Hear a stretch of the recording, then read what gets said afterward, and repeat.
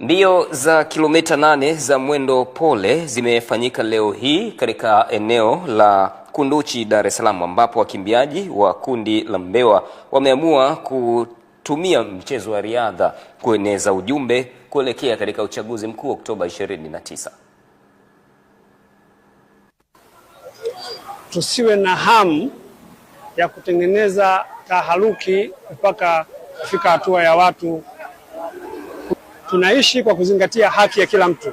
Tumeanzisha tarehe 27 mwezi wa 4 kwa malengo ya kutengeneza afya, kwa sababu tunajua wote kwamba mazoezi ni afya.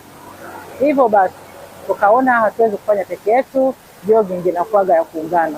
Na mbio hizi za jogging maarufu mbio za pole ni za watu wazima, lakini pia vijana na wao hawakatazwi, kwa sababu vijana wa leo ndio wazee wa kesho. Sisi ndo tuloanza na klabu yetu hadi kufikia sasa hivi. Leo tumeamua kukimbia mbio za kilomita 8 kwa lengo kama lilivyo bango letu tunaonyesha hapo. Tunaonyesha tunahitaji siku ya kutiki, watu kutiki, kwa sababu yetu ni moja. Kila mpiga kura ni haki yake kupiga kura siku ya tarehe 29. Taarifa hiyo inakamilisha habari za michezo, burudani, sanaa na utamaduni usiku huu. Ni kurejeshe studio namba 1 kwa Kiadamu kukamilisha habari. Sabana, nashukuru sana. Asante na kwako pia. Mtazamaji, usisahau kuendelea kutoa maoni yako kuchangia kujibu swali la kipima joto ambalo linahoji kuelekea uchaguzi mkuu